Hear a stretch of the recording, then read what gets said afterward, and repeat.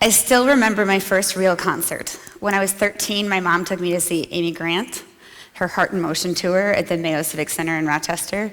It was awesome.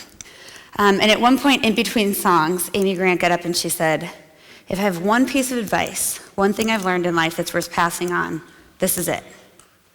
Life is weird." I was like, seriously? Life is weird? This was my childhood idol. I owned every cassette she ever made, and I knew all the words, and that was her big, brilliant advice. Life is weird.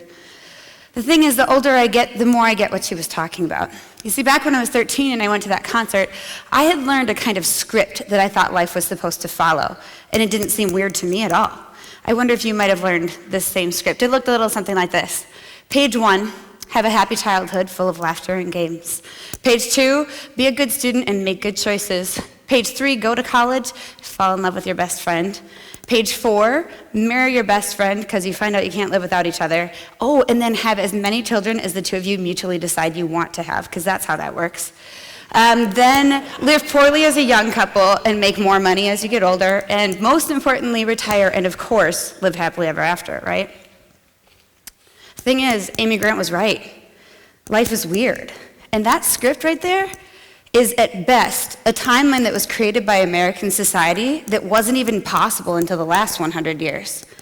And at worst, it's the fictional message of movies and TV shows that are setting us up for some pretty devastating disappointment in the real world. Because when life gets real, that script's got nothing for us, right? I mean, that script, you can't even start it if your childhood was more about addiction and abuse than it was about laughter and games. The script doesn't tell you how to be a good student if you have a learning disability, or God forbid you get mono in the middle of your junior year. The script doesn't say what to do if you get to college and you find out that your dad got a terminal illness or your mom lost her job and so there's no more financial support for you. The script is just bitter and mean if your best friend falls in love with someone else and marries them, and it never mentioned how hard it was going to be to get pregnant or to raise kids once you had them. The script definitely did not know that the economy was going to collapse and that you could end up unemployed and living in your parents' basement. And this script honestly has nothing to offer if you face anything real, like illnesses or accidents or the loss of a loved one. Now, on one hand, it's great to have hopes and dreams. We need those, right? But if you spend too long reading a script like that, at some point you start to think that it's real, and then it sets your expectations. And expectations, I would say, are kind of a dangerous thing. It could be argued that the difference between reality and your expectations is what determines a lot of your mental and emotional outlook on life. As long as reality meets or surpasses our expectations, we feel like things are on track. We might even feel like we're in control. We feel successful, we feel like things are going right and we must be doing something right. But if reality doesn't live up to our expectations, then we start to think that things are off track. We feel unsuccessful and out of control. We think something must be wrong, or worse yet, what if we are wrong? And that's when we start to get into the spiral of shame and anxiety and depression. And I've noticed a theme when I meet with my former students, whether we sit down for coffee or they're emailing me for help with their college classes. At some point, they come back to this idea of, I really thought by now I'd have a successful career, but they're only hiring 20 people a year out of my program, and I don't know what to do. Or, I really thought by now I'd have 2 kids, but I'm not even dating anybody yet. Or, I never thought by now I'd be living in my parents' basement, but I'm 27 and I have so much debt. Honestly, when am I supposed to move? And, the researchers refer to this generation as the millennial generation, between ages 18 and 31. And the research says that the experience of the millennial generation in the country is pretty similar to what our students are experiencing. So it got me wondering, if our former students are being so hard on themselves, they're so disappointed when reality isn't meeting their expectations, are they holding their lives up to a script? Is it the same script that I was holding myself up to? Is there a new script we should be teaching our students now that more accurately reflects the reality of the millennial generation? Or should we be teaching a generation to go off script entirely? So earlier this fall, I surveyed a couple hundred of our kids here at Lakeville South, and I asked them what they expected for their future. Not what they hoped or dreamed, but what they actually expected to happen. And we're going to take a look at how closely their expectations line up with the millennial generation's reality. The first question I asked them was about high school graduation, and good news, 100% of the students said that they expect to graduate from high school. Okay, as a teacher, obviously that's what I want, and while the national graduation rate for high school is around 75%, here at Lakeville South, we are almost always between 94 and 100%. So that expectation is optimistic, but it's also very realistic. So far, so good. Then I asked about college graduation. More good news, 100% of the students surveyed said that they wanted to go to college. That's outstanding. Then I asked when they expected to graduate, and their overwhelming response was that they wanted to be out of there in 4 years, by age 22. Now here's where the script gets a little sticky. The national college graduation rate is currently at an all-time high, with 59% of college students graduating within 6 years, not within 4. And you might think, well, you know, Lakeville South, you said we were so far ahead of the national average on the high school graduation, surely we're ahead now. Unfortunately, that's not the case. If we track our kids for 4 years, about 28% of them will have graduated from college. And by 6 years out, we're caught up with the national average. We're at the 60% mark. So this is where I start to get concerned, and I wonder if we couldn't be teaching our kids in a different way. They understand that they should go to a 4-year college, but they are under the impression that it will be easy and expected to get out of there in that time. And the truth is that there's a lot of colleges that are counting on that not happening. The more years they spend, the more money the college gets, right? Maybe we need to be preparing them for that. I asked them one more question. I asked about, when are they going to move out? Because really, isn't what we want to know. And the kids were very clear. They expect to be moved out of the home by age 20. So parents, good news. By age 20, your kids are going to be totally self-sufficient and on their own. If only. The Pew Research Center did a recent study just this summer, and they found that 36% of the millennials, so age 18 to 31, are living at home right now. And if you just look at those that are aged 18 to 24, it's much higher, 56%. And they're planning on staying there for around 5 years. Okay. We have a major clash of reality and expectation here. And if we have our students, not to mention their parents, thinking that by age 20 they're going to be out and on their own, we might need to do some work to adjust our expectations for that, right? One more question. I asked our students what kind of college experience they expected. 85% said they expected to go to a residential college. 15% said they expected to live at home and commute. 0% said that they expected to take any classes online. Okay, so they might not be taking their entire college experience online, but currently 10 to 30% of college students are taking online classes. So it's something we want our kids to be prepared for. But it also might be something that we want to be a little bit concerned about, because the colleges that are doing online classes, many of them are reporting that the dropout rates for their online classes are 10 to 20% higher than when students actually get to meet face-to-face with a teacher who cares about them. And they are very concerned about a widening achievement gap. So maybe we need to start teaching our kids some responsibility and discernment so they'll be ready to handle online coursework. Okay, enough about college stuff. The juicy stuff is what we all want to know, right? What about matters of the heart? I asked our kids about their marriage expectations, their thoughts on love and life. 95% of our students expect to get married, and 94% of them said they expect to be married one time. One and done is what they said. Which sounds dreamy. And honestly, given the way that we talk about or just don't talk about singleness in our schools, in our communities, in our churches, it's very easy to grow up thinking that everybody gets married. The truth is that only about 50% of Americans are married right now. Half.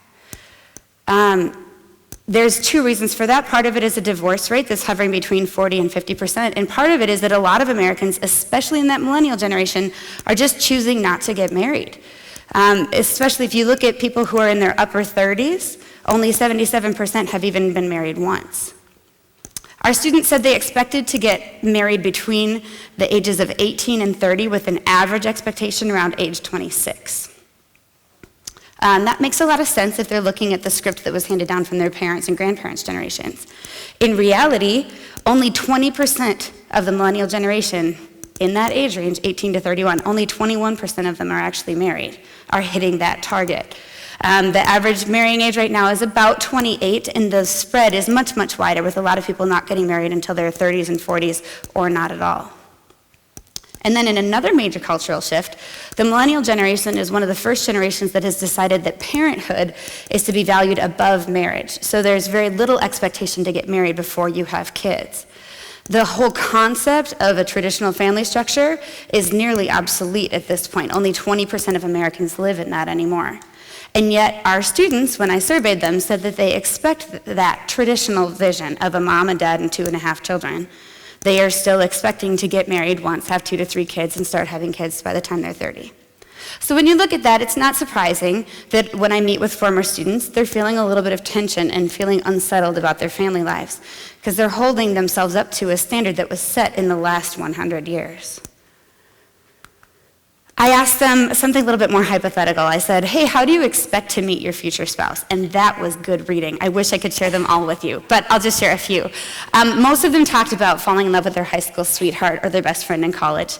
They said, I think I've already met my wife. Creepy. I've always imagined I'll meet my husband in college. I hope it's a close friend that lives near me in college. I want to marry my best friend no matter where we meet, or my favorite, maybe I'll meet her at Comic-Con. What I thought was interesting was with the very wide and creative range of ideas they had on how to meet their spouse, only 1 out of the 100 surveyed even mentioned the possibility of online dating. And he immediately followed it up with a disclaimer. He said, maybe I'll use eHarmony or a mail order bride. Just kidding, I have no idea. What's interesting is that in reality, online dating is a huge part of our culture right now. It's a multi-billion-dollar industry. There are 40 million Americans trying it, and 20% of committed relationships in the United States right now started online. It's possible, given our kids' responses, that they've got a little bit of a stigma about that. We might want to adjust our expectations so that if our kids end up using Match.com or eHarmony down the line, they don't feel like they're doing something wrong, or worse yet, that there's something wrong with them that they would even think to look. Okay, so those are some of their life expectations. How about careers? We spend a lot of time at the high school promoting career exploration, and clearly our kids are listening. 100% of them want to have a career. That's good news. And actually the areas that they want to have careers in are awesome too. I asked the students to qualify kind of what category are you hoping to go into, and the top 3 were medicine, engineering, and business. I think our kids have caught the STEM bug, yeah? Like we keep pushing science, technology, engineering, and math. And it looks like they're really buying into that. And the good news, study after study says that science, engineering, and business are the top 3 areas, not only to actually be able to have a job to hire you, but also to pay a decent salary. So as far as career areas, it looks like our kids have a pretty good vision of what the job market is going to hold. That said, I can't tell you how many former students I've sat down with that just say, I'm so frustrated. And it makes me wonder if they're looking at this second question, how many careers do you expect to have over your lifetime? And our students overwhelmingly said they expect to have 1 career, maybe 2, over the course of their lifetime. The reality on this one is a little bit harder to calculate. It's hard to follow one person for their lifetime and have them report that, and there's a difference between a career and a job, right? But by our best estimates, the average American has 6 to 7 careers over the course of their life, or 10 to 11 jobs. So it's not surprising that our former students are feeling unsettled if they were expecting to find work in one company and work there until they retire. I asked the students if they had any final thoughts, and several of them said something very simple but true. They said, I expected the same timeline as my parents. And one of them said, I think my life is based solely on speculation of what society thinks is a social norm, like having a kid by age 30. So clearly, our kids do understand that there's a script. And from the looks of it, a lot of them are holding it up to the script that really worked for the last 100 years. So what are we going to do for the next 100 years? So on one hand, we could try to teach them a new script. We could try to look at the reality of the millennial generation, find the patterns there, and try to teach that to our students. Then again, by the time we teach them those patterns are going to change, and we're going to be teaching a whole new generation anyway, right? So I think what I'm proposing is that we teach our kids to go off script entirely. We say, keep your hopes and dreams, that's awesome. But drop that script that sets your expectations, that sets a timeline that says you have to do this by this age or else somehow you have messed up. Why are we still holding on to that? For me, here's what going off script looks like. Going off script means that we learn to embrace the next 100 years. That our kids can graduate and step into that world understanding that it is new and changing and it's something that none of us have ever been through before. And you see it as an exciting opportunity, not a disappointing change. To me, going off script probably means we're going to have to teach some core values. I think if we want to put down that script, we're going to realize we need to teach kids how to live with integrity and a good work ethic. Because if they really want to have a marriage that lasts and they want to have a career that lasts, they're going to need integrity or else they're never going to make it. I think we're going to have to teach responsibility. Because if the economy collapses again, they better be ready for it, right? I think all of us wish that we'd heard a few more messages about at least what it means to be financially responsible before that happened. I think they're going to need discernment. In a world where everything is new and exciting every year, not everything is good. And just because something is new and exciting doesn't mean that we have to try it. How are we going to teach that discernment? And we're also going to have to teach some lifelong learning skills. As our principal likes to say, we are training kids for jobs that don't exist yet. There's no way we can give them all the skills in the 13 years that we have them that they need to succeed for the rest of their lives. To me, going off script means that we give our kids, we give our students the gift of freedom, that they can drop the unrealistic expectations of past generations and learn to just be the best version of themselves in the world that they've been given. And to me, going off script means you can go easy on yourself. You can remember that you were not created to be perfect, and you never really were in control. Sometimes we get that illusion, but it's not real. It means that just because life doesn't turn out the way you expected doesn't mean that you did something wrong and you don't have to beat yourself up about that. And it means that we can encourage our kids to go to college and to get a career, but if they have to move home for a few years, we can recognize that as the sign of the times and not as a personal failure. And to me, going off script also means you have permission to be extraordinary. I mean, honestly, you were not made to be the imitation of anyone else, yeah? And you were not meant to live your life off as a script, especially one that couldn't even exist 100 years ago. Several years after I saw that concert with my mom, Amy Grant wrote another song about how weird life is, and she's much more eloquent and poetic than I am. And this is what she said. She said, "Every road that's traveled teaches something new, and every road that's narrow pushes us to choose. Here we stand in the middle of what we've come to know. It's a dance, it's a balance of holding on and letting go. Hold on to your hopes and dreams, but let go of the script, let go of that timeline that says that if you make all the right choices, you'll graduate by the time you're 22 and be married by the time you're 26 and have kids by the time they're 30, because that script isn't real and it isn't helping. So let's go off script and live lives that are extraordinary." Thank you.